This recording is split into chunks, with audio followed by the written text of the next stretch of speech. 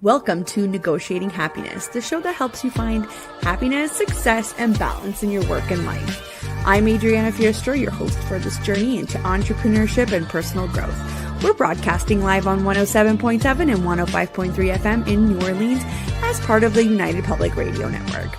We explore the latest strategies, insights, and stories from successful entrepreneurs and experts. From managing stress to building a thriving business, we've got you covered.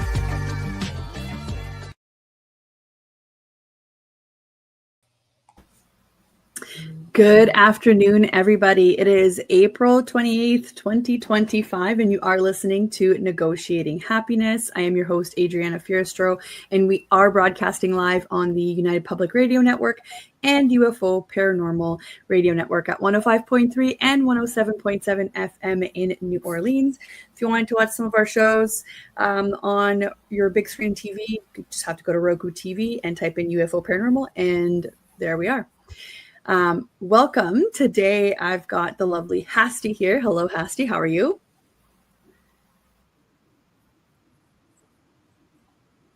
Hi, how are you? I'm good, thanks. I think we're having a little bit of lag today, everybody, so just bear with us. So grab your coffee, grab your lunch. I'm about to just introduce Hasty here again. She's been on our show before, but if you don't know who Hasty is, well, stay and listen because I've got a whole intro. So today we are going to be talking about common misconceptions, from debunking the belief that self-employed individuals can't secure A-lender mortgages to revealing the truth about property flipping startup costs. So whether you're a business owner or aspiring real estate investor, Hasty's straight talking approach and insider knowledge will transform your understanding of what's truly possible on your path to property ownership. So who is Hasty? She's an award-winning mortgage broker and financial matchmaker extraordinaire who's been turning homeownership dreams into reality for over 6 years and collecting accolades like the Rising Star, North York Community Vote, and Top Choice Awards along the way. As your go-to mortgage whisperer, Hasty has mastered the art of navigating the complex world of home financing, building powerful relationships with everyone from big 5 banks to private lenders, all to ensure Canadians get their keys to happiness and their dream homes. And even if you are not Canadian, a lot of these mortgage tips will apply as well, because I mean, the times that we live in these days, property ownership is hard.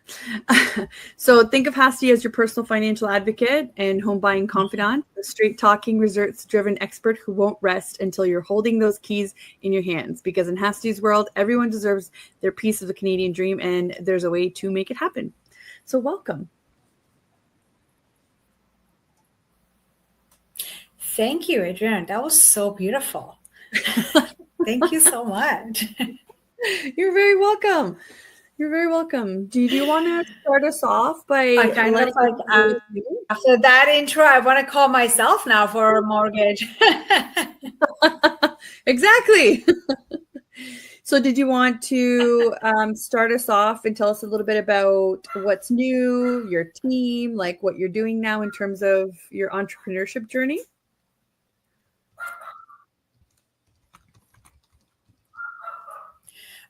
Sure. Yes. I have this year. I can't believe it's only April because the amount of changes that has happened in my career, it's been absolutely crazy. And it feels like a longer. I got my broker license. I have moved offices and I have started my own team. Cool. Of course, I did it during the time that I thought that it's going to be a slow month, but it wasn't. So I am also like having a lot of business, and which, you know what, all of this is a great, I guess you could say, problem to have, but it's been great. Yeah, that sounds amazing. So you started off obviously on your own before or under a different umbrella, and now you've got your own team. So what's that like? What are some of the challenges that you have now, and what are some of the benefits? Like, obviously you're excited about your new team. So tell us a little bit of both.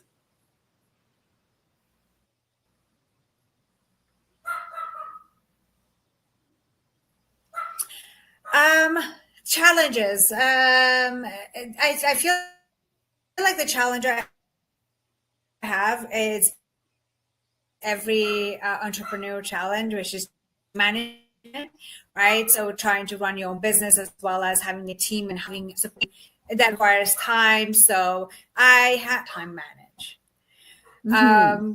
One of the benefits is that one of the many benefits is that I get to now help other agents to build the career that I've built it myself, and also help them through all the hiccups, all the stuff that they have to deal with, and make sure that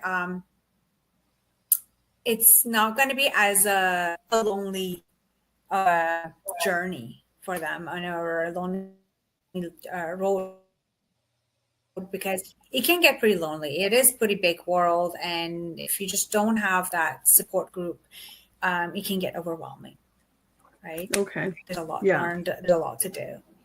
So, and I'm loving it. It's been great. It's really been great. We're having some technical difficulties, guys. I'm not really sure what's happening here, but hopefully we can get this sorted. Uh-oh. Can you hear me, Hasty? Oh, no. Oh, I can't hear you now. Okay. 1 second here, guys. Sorry about that. All right. Just bear with me here. This has never happened before, so I guess this is a plus. All right.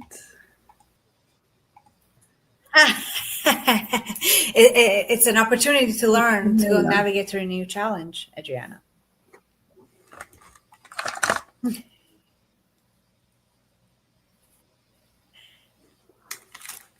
Do you have my sound?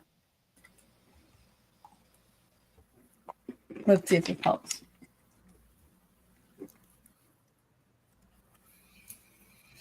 Can you hear me? Oh, I can hear you now. I can hear. I could hear you the whole time. I don't know what's happening, guys. This is so weird. That's okay. Okay, so you were just telling us about your wonderful team, right? Listen, you live and learn, right? You never had this challenge before. Now you do, and next time you know how to handle it. It's the platform. I don't know what it is. Like, we use this platform called StreamYard. So it's the platform. I have no idea what it's doing. So it's weird, but that's okay. So that's great that now you've got your own team. Sorry, go ahead.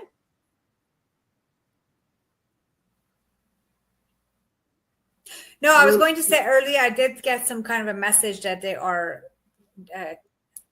having a technical difficulty, that they're working on it. So hopefully it won't interrupt us too much. Yeah, hopefully not. It's just a little bit laggy. I can actually hear you a little bit behind, so it's throwing everything off. But my apologies for that, everyone. Hopefully they can figure it out fairly soon. Okay.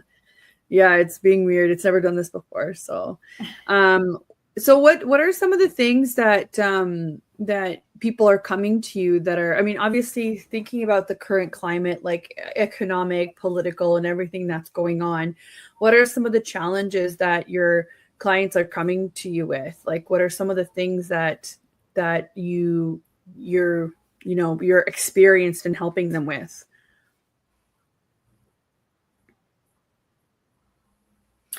Right now,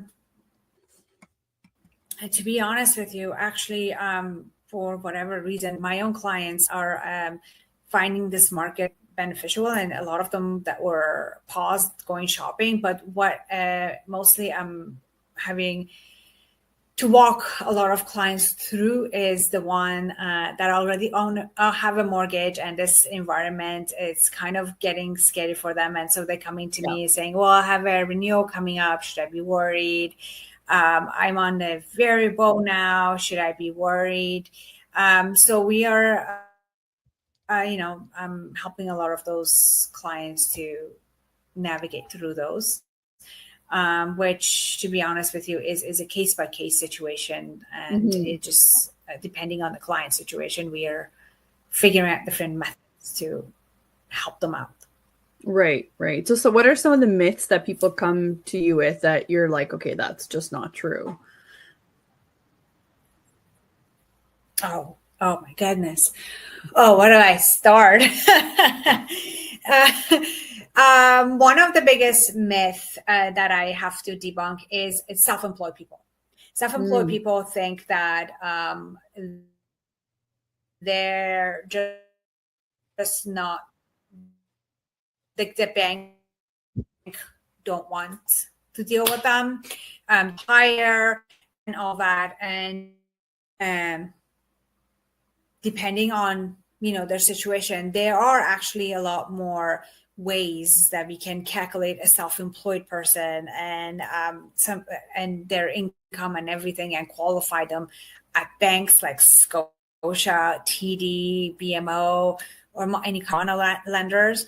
And some of these self-employed people, with their finances, will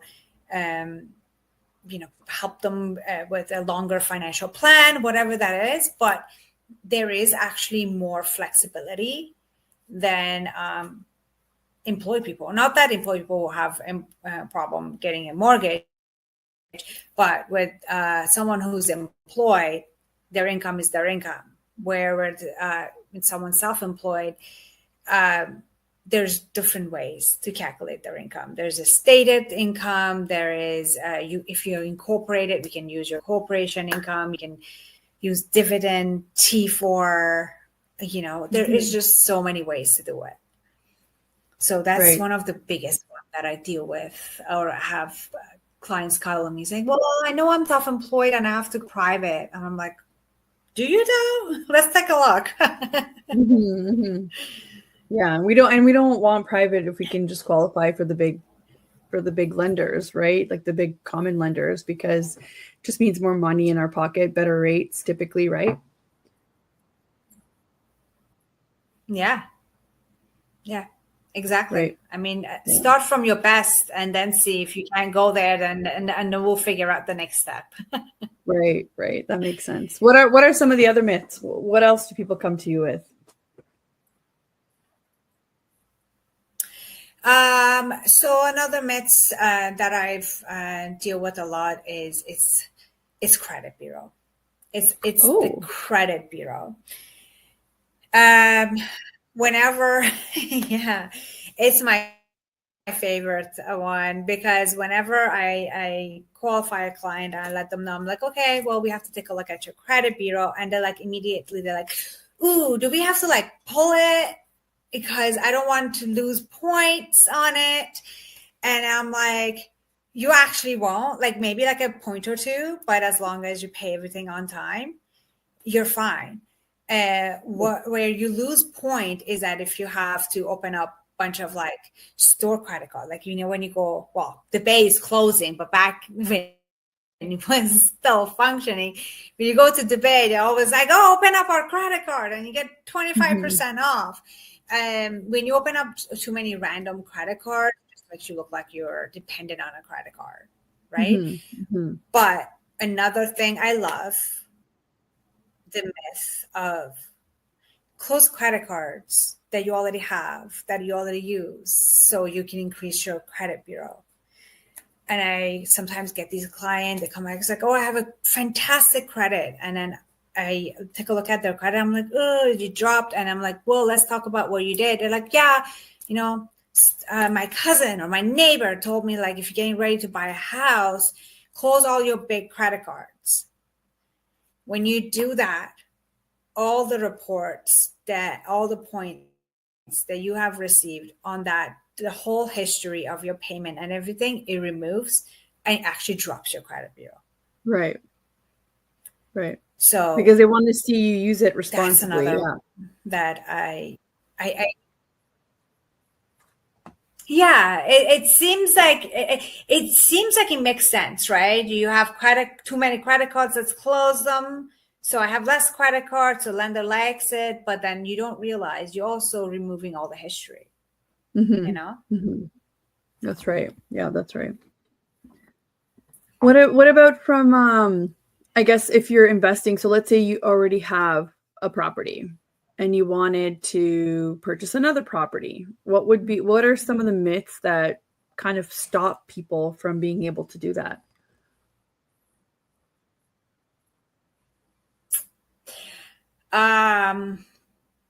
Some of them, like, it depends on what kind of investment property they want to purchase. A lot of people think like, okay, well, I have to have a lot of income, which yes, you technically do. What they don't realize is like when you buy investment property, we can use the potential income of that investment property in your calculation to prove for more. A lot of people think that the only way they can purchase another investment is that they have to come up with a down payment through their liquid asset. Right. And if they want to, and a lot of people are like, oh, investment, like, I don't want to deal with tenant. There's some horror story out there. Like, again, anything has risk in it, but being a landlord is not the only way you can invest. There's also flipping, which to that, they're like, well, I need to have 25% down and a ton of a liquid asset.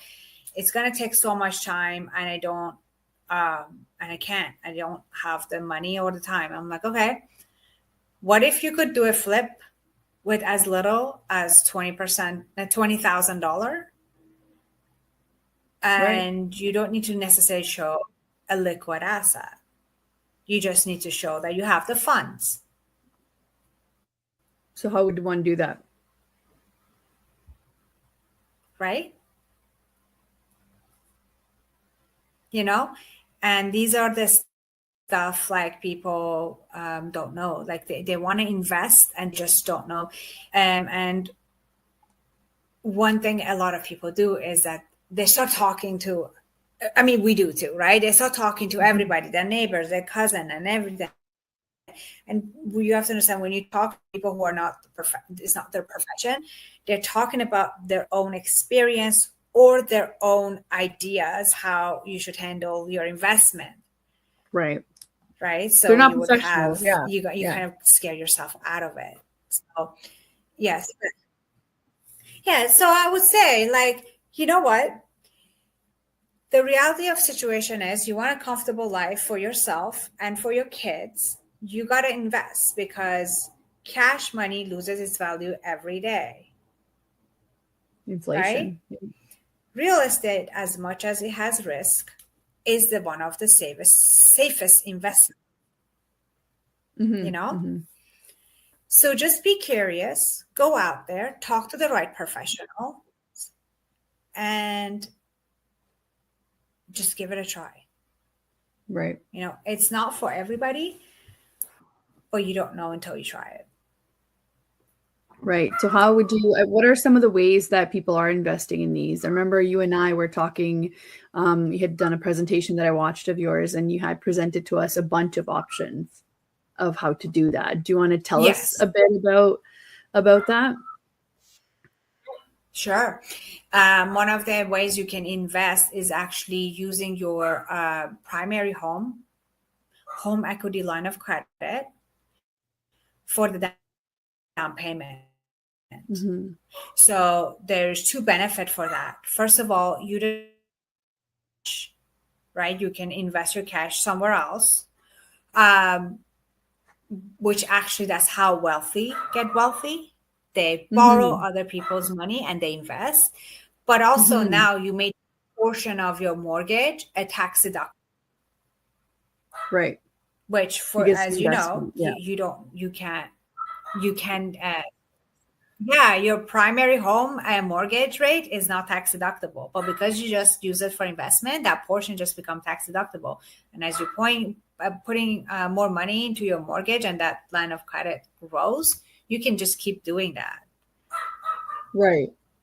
And another way is that the program that I've just told you, if you want to do a flip, you don't have a lot of money, or you don't want to lock all your money into one project, you want to do multiple projects, there's a program that you can put $20,000 down, and you can use basically any kind of fund for the actual project, right?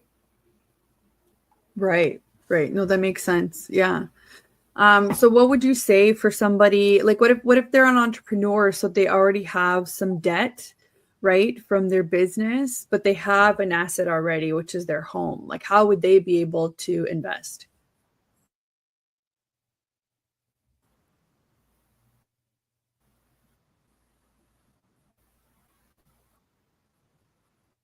Oh, I think we're frozen here with Hasty.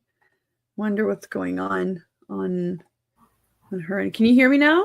You were frozen there for a while.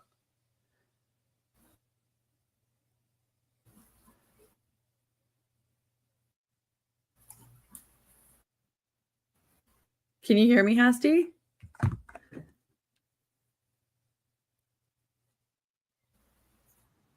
I can hear you. You're super frozen. I don't know what's going on. Yes. I can hear you the whole time. But you're frozen. Well, maybe we'll have her back. Hold on.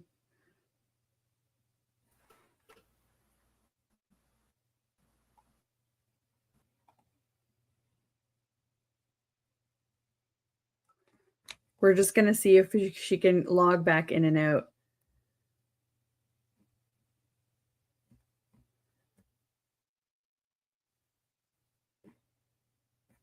There we go. Sorry about that, guys. We're having some technical difficulties today, but I'm super excited. And this conversation is really important because there's a lot of us that are entrepreneurs and things are unsure. So we obviously, whenever we talk about, having a property or getting a mortgage, with how unsure this entrepreneurship life is, it's important to have a professional on our side that can explain all the risks and the different types of benefits that we would get from having this. And obviously everybody at one point wants to learn how to invest and make the most out of their money. This is definitely, Hasty was right, this is definitely one of the things that a lot of people do is try to get home ownership. And if it's not the first home, it could be the second home or whatever the case may be.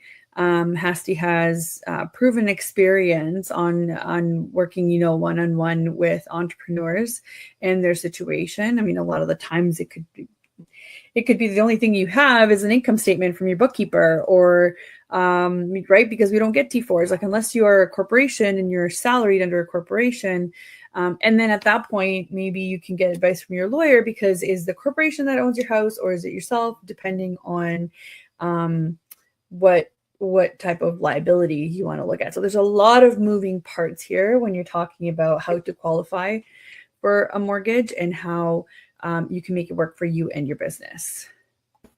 Okay, there we go. Hi, you're back. Hi. Yeah. Hopefully this time is better. I don't know what's going on. Alrighty. I was just saying to everybody how important this conversation is because I was an entrepreneur. Oh, and you're still laggy. I don't know what's going on with your internet today, Hasty. That's okay. So I was just saying how important it is to have this conversation with you because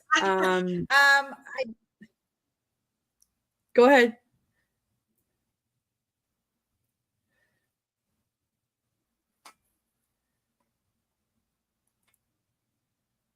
Oh, and I think she's frozen again. Oh no.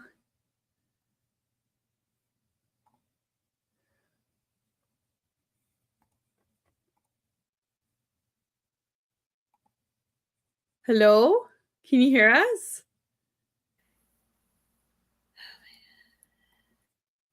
Oh, I think I can hear you, but I can't see you moving. Yeah, I can hear you. There we go. All right. You were frozen there for a while again. Hopefully this time. I think it's just Monday and the internet is too tired. Yeah, the internet just doesn't want to cooperate today. So you were telling us a bit about right? about how to invest using your current home and your line of credit, right, from your home, and how to safely do that. What are some of the other ways that people are investing that are, I think one of them included like flipping of a house or something like that, right? Yes. Yes, as I was mentioning earlier, there is so many different products you can do that. Everyone thinks like if you want to flip a house, you have to spend so much money and you have to have 20% down and liquid asset.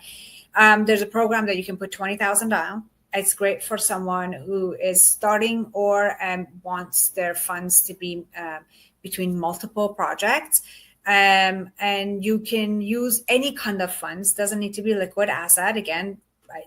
Most people prefer put their liquid asset in other investments to do a flip, right? Okay. And with this program, the lender does the most of the work for you. Like when you want to purchase a property to flip it, they do all the homework and all the research to make sure that you are earning. After you are earning money on it. Otherwise, like they're not gonna fund it because they don't want you to just go there and lose money, right? Yeah. But you're also putting so little down. Again, you can just go focus on the actual project and not constantly worry about the fact that, oh my God, I have to put so much money on this, and there's so much of my money is tied into it, right? You can do it multiple projects, right? If you want to basically, Adriana, the bottom line is you want to buy a house, you want to buy investment, there is a product out there. There is a program out there that you can use. And if you work with the right agent, the right team, that's a key. That's a team. Even if you cannot immediately purchase, they will put you on a financial plan for you to be able to purchase real quick. Okay. You know? Yeah. No, that makes sense. And if you're a millennial, who just not for investment, but you want to purchase for yourself, a lot of millennials right now have their parents as a cosigner. Right. It's very much normal right now, right? And that is because, well, you and I are millennial. We just grew up in a completely different economy, right? So you do what you need to do to put your foot through the market. Because when you put your foot through the market, then you can just figure out the rest of the way from there. Yeah.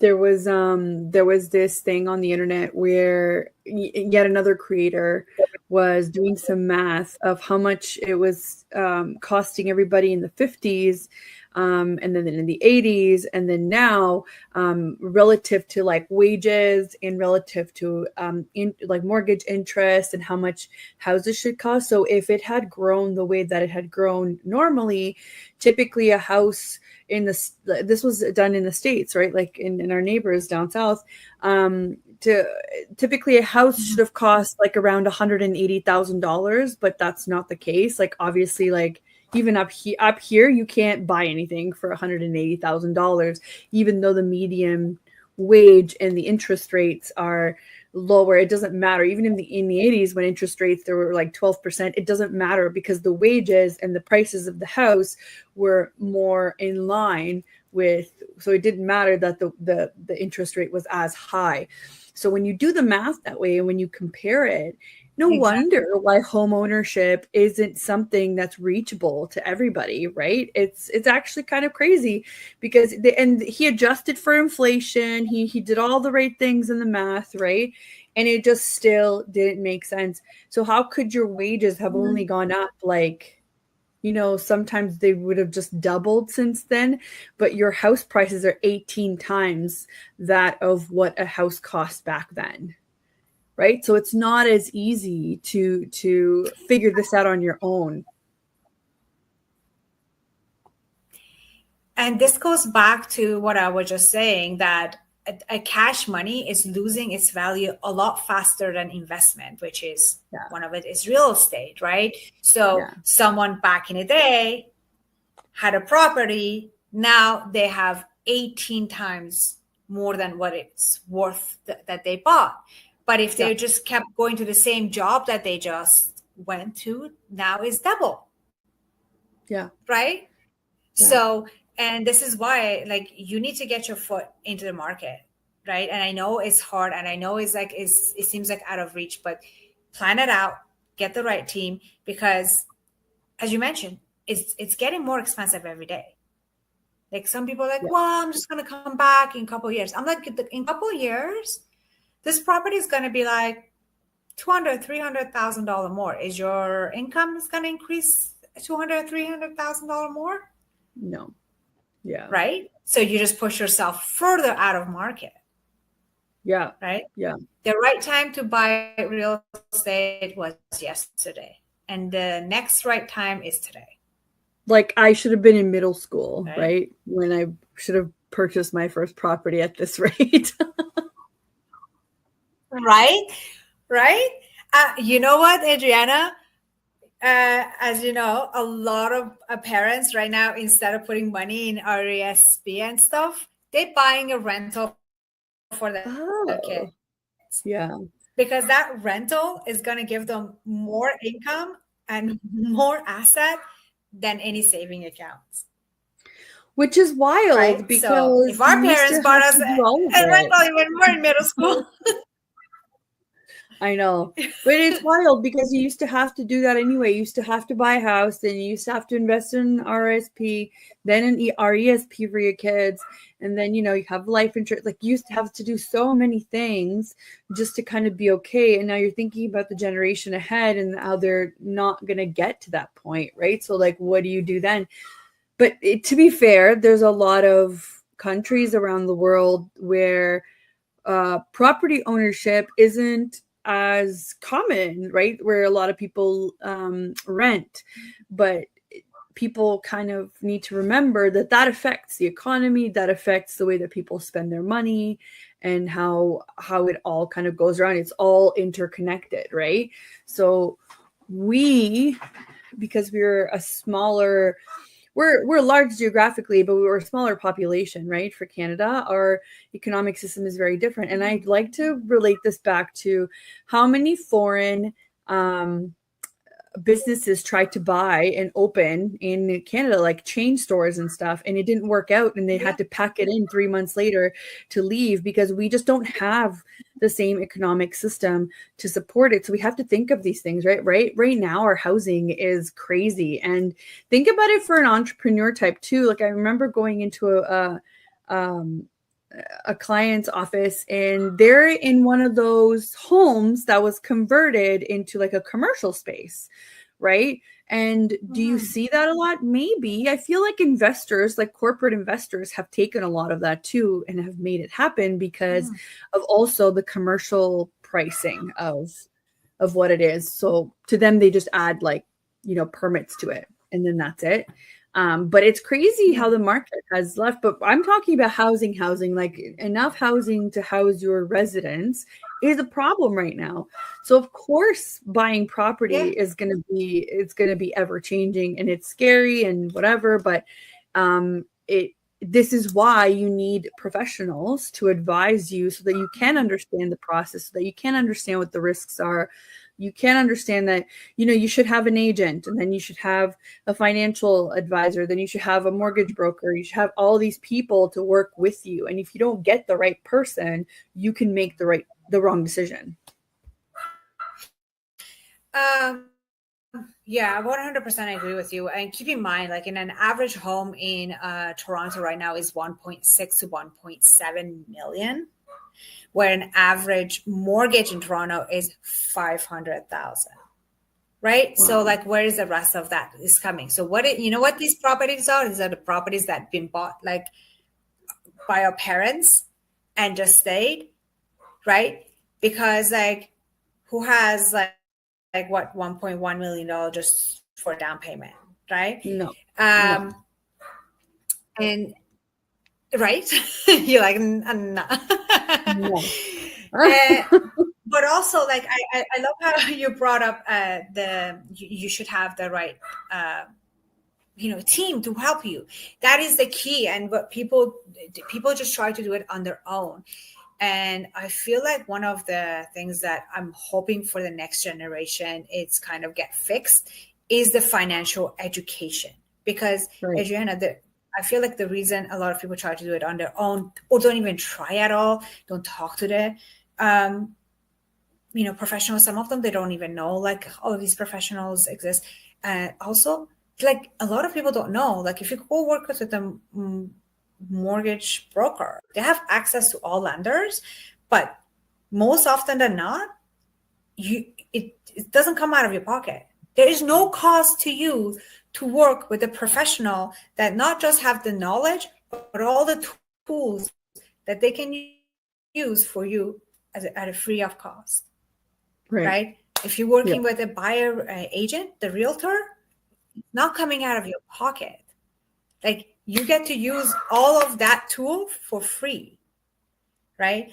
What I also, again, goes back to educational, financial education, is that like I will hear like client, well, like that lawyer is a bit too expensive. I want to go to somewhere, someone is cheaper. Like, listen, everyone charges what they charge. But one thing I'm going to tell you is that if you're going to cut corners, hiring the right professional is not where you should be cutting corner, because that can cost you so much later on. Oh, yeah. This is the thing that people don't understand is that these financial decisions have repercussions, right? It's not just now. It could affect you when you're selling later. It could affect you for the duration of your mortgage. It could affect you even later how you qualify for mortgages, because let's say you got in trouble not knowing what you did before, and that's going to stay with you. So it is true. Use the tools that you have, and don't cut corners on things that will affect you for forever. And you have to think of it as how much risk is involved, right? So if the risk is high, that's where you don't cut a corner. If you're just deciding on what paint to put on your walls before you sell your property, feel like you're okay. Like the risk is pretty low. Odds are the next owner is going to paint right over it anyway. This isn't about paint, right? Like this is about what it's going to be like for the next couple of years. And we've got a comment here from Melissa. It says, it costs you nothing and saves you so much hassle. It's crazy not to get professional help. It's true. But I also think that people get into this kind of bad situation where they trust the people that come forward. They don't really know them at all. They don't really have a proven track record or experience. And then they get into these arrangements with some of these professionals that don't really know what they're doing. And I think that's the risk in any industry, right? And that's how you have to set yourself apart. And that kind of goes well with our like entrepreneurship discussion about how do you set yourself apart. So for example, here with Hasty, she works with entrepreneurs.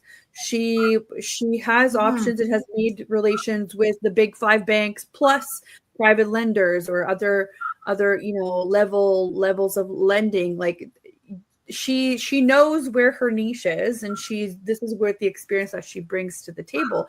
The same for me, right? Like in my business. So it not only should you get professional help, you should vet the people that are working with you, because you never know, right? And it's not to say that, I've gotten into these relationships myself where I trusted somebody and it turns out that it didn't work in my favor. And especially as an entrepreneur too, because you have that like extra level of risk where like you're not getting a paycheck or a T4 or whatever. You don't know where this next, maybe billing cycle is going to take you. You have to be careful. You have to vet the people that you're working. Ask questions, right? Ask questions, look at options, ask if there's better product out there for you. Tell the person who you're working with, this is the most important thing for me, so don't leave it off the list, right? Like, and be as forthcoming as possible. I remember you and I, Hasty, had Actually, before I get into this, I just realized we're past the half hour. So let me just do a quick intro for the station and we can continue. So if you guys are just tuning in, you are listening to Negotiating Happiness. And I'm your host, Adriana, and I'm here with Hasty. And we're talking all about mortgages today and, debunking myths around mortgages and entrepreneurs or people that want to invest. And you are listening on the United Public Radio Network and UFO Paranormal Radio Network at 105.3 and 107.7 FM in New Orleans. And we were just continuing our conversation on Hasty and I had this conversation earlier on where, somebody's looking to qualify for a mortgage, but then they stop checking in with their mortgage provider and then they go and purchase a brand new truck right before they sign a mortgage, right? Like, don't do that because obviously that's going to affect your ability to qualify for something, right?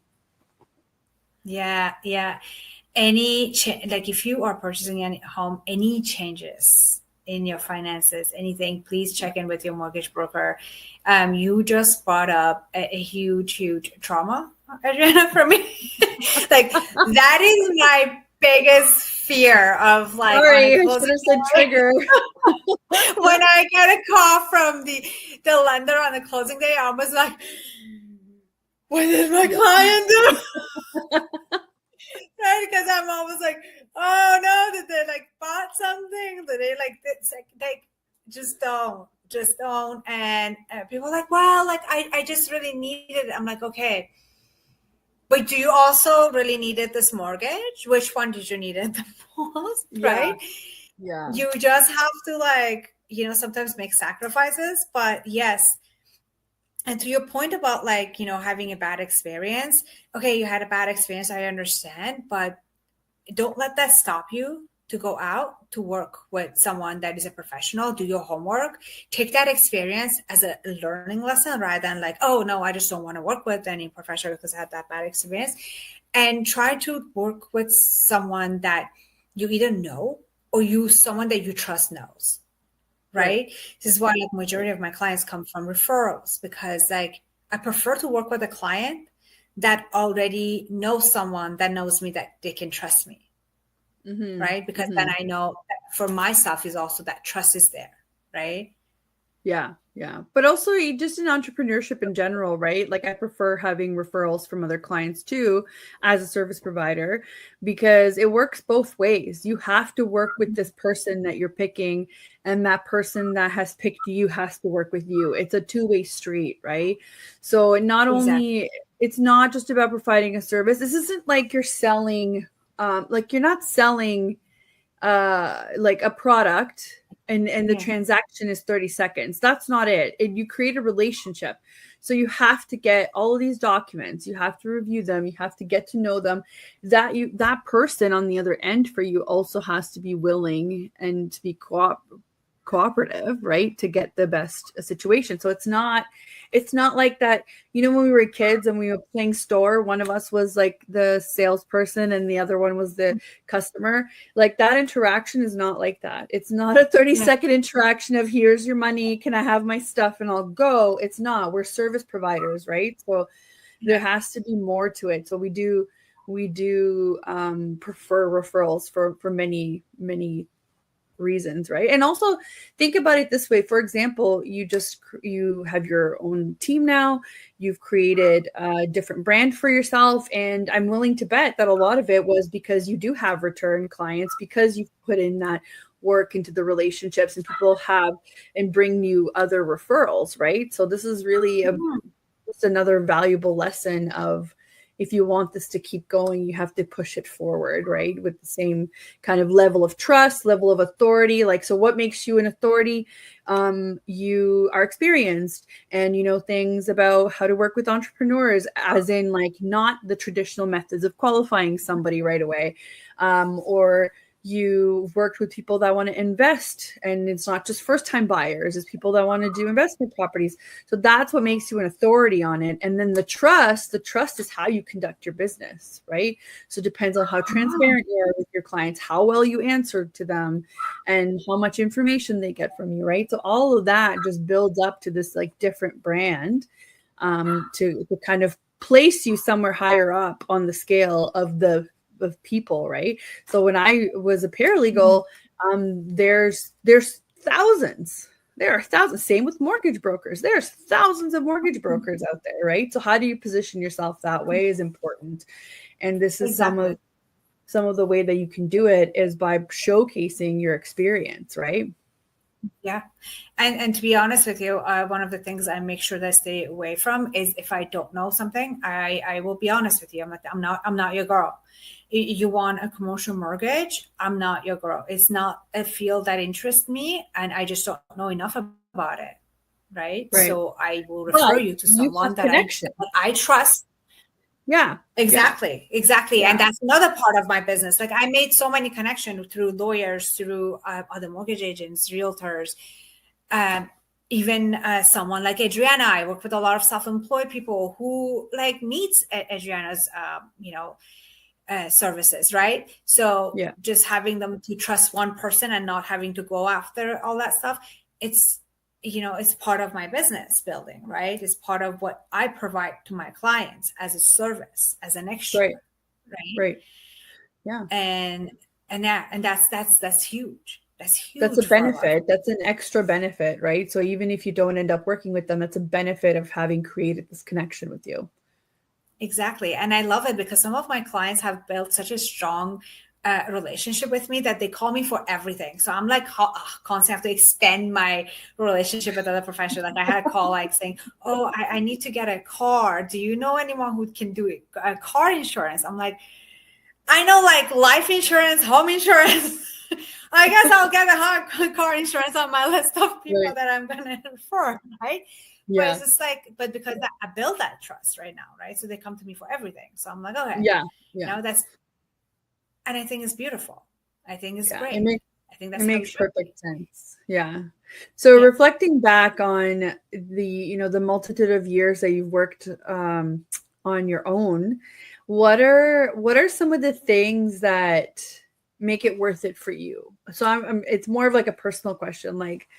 What makes it worth it for Hasty to get up every morning and just do it all over again? Like what are you trading for that? Because the whole purpose of the show is like negotiating your freedom, negotiating your happiness. So it's like I'm putting all this work into this thing I call a business, but then I also have things like flexibility or travel or whatever the case is. So what makes it worth it for Hasty? Wow, now we're going to deep questions, eh? Like now I feel like we are going to therapy. This was our last What makes question. It's okay. what makes it worth it for me? Honestly, other than the cliche answers, which is like, freedom of time and, all that, I see it one way is that, is the fact that it's like buying a house versus renting, right? Renting, you paying someone else's mortgage. This one, you investing in your own home. Same as this. For me, it's like what makes this worth is the fact that I'm investing in my own dream. Right. Right. As an entrepreneur. As an entrepreneur, right? Anything I do, every hour, every second I put into it, goes right into my own dream, right? And which makes it for me want to now help other agents to build their dream. And in terms of the actual, like a lot of people ask me, so I don't, as you know, Adriana, I have real estate background. I was a seller, property crunch. I was an office manager for a real estate agency. I know so many real estate, and everyone's like, why mortgage, not real estate? Right. And I'll tell you, because when I was there, I was upfront watching people first go buy a home, especially first time home buyer couples, go buy a home, get all excited, don't do their finances, sign a paper, go into an offer, and then realize last minute that they cannot qualify for what they thought they're going to qualify. And whatever was pushed in front of them, they had to like sign. Right. And that was really heartbreaking. Yeah. And then match this with the fact that I love strategy and numbers and math and don't like to drive and be in traffic. It just is a perfect world for me. Right. What do you do? What do you do where in I feel. What do I do in my free time? Yeah. It really depends. Sometimes I'm just boring. I like to just chill and with my partner and we just watch movies. But free times is always spent with friends, new experiences. We like arcade. It spends on family, friends, and self development and self care. Yeah, Right. that makes sense. And I say this because as an entrepreneur, I actually had to learn this. I never thought I actually have to learn self care, right? Mm-hmm. And self, just spending time with friends, because you become entrepreneur and you're like, as you said, like you are responsible for your next paycheck. So you just go into it so badly. There's no break. There's no break. And then everything is like all at the same time in your head. Yeah. So it was a learning process. Every day I'm getting better at it. There's still days that I'm like, I should be taking a break, but I really don't want to, because I really want to finish this. And because it's like such an exciting world that it can just keep being expanded. Like I started as just an agent. Now I'm a broker who has a team, and very soon I'm starting my own podcast. I do seminars. There is just so much you can keep growing, and it's exciting, and you want to grow, right? Yes. So you just sometimes have to remember, like, okay, you you got free time. Tell us more about your podcast. Yourself, whatever. Yeah. Tell us more about your podcast. Yeah. So my partner and I are starting a podcast. The first episode is coming out June 3rd. It's called, it's exciting. It's called Dio Room. So it's going to be a mixture of bringing on different type of guests and talking about, different type of exciting topics, as well as like us. We're going to be talking about different topics, but we're also going to bring up a lot of, like, as the name suggests, deal room, like a specific situations that we also have to deal with, which I think is very helpful, because people always think, oh, I'm the only one that deal with this, right? And to know, like, someone else there was a solution and how we handle it. Or sometimes like just horror stories about some of the stuff that we had to deal with. So it's going to be a combination of those, and it's going to be, I'm very excited about it. There's going to be really cool. In my career, I get to know a lot of really cool people, really cool self-employed people. It's very cool entrepreneurs. So they're going to be coming on as well and telling their story and their experiences and some of their horror story that they had to deal with. So yeah, but it's going to be really exciting. It's going to be a lot different from yours. Yours is just so nice and clean and organized, where my partner and I kind of we just take on the wave. That's okay. We have entertaining. Yes, we have recorded on a few episodes, and it just goes anywhere we want it to. I'm like, okay, that is, I guess that's how our podcast is. That's okay. That's okay. It's not a big deal. Yeah. Okay. Well, we're at the end here. So, okay, I just wanted to also apologize to your audience. I know you're hearing a background bark. I have a teacup chihuahua who's extremely jealous whenever I get on a Zoom call, and she just tried to get my attention. So Killer is adorable. It's okay. Her name is Killer. She's adorable. Thanks. It's all good. I knew who that was the moment I heard. It's okay. It's okay. We're animal people. It's okay. Yeah, I mean. Yeah, you were saying? Oh, no, I was just saying, yeah, I mean, this is the world we live in, right? After pandemic, certain things got normal, and she's a chihuahua. There's only so much controlling I can do. I know. They have a really big personality, that's for sure. Yeah. For sure. So thank you so much for coming on and for sharing all this valuable information. We hope to see you back on soon. Thank you to everybody that tuned in. Thank you for the comments and for the hellos. And thank you to the platform at the United Public Radio Network and UFO Paranormal Radio Network at 107.7 and 105.3 FM in New Orleans. And thanks everybody. We will see you next week.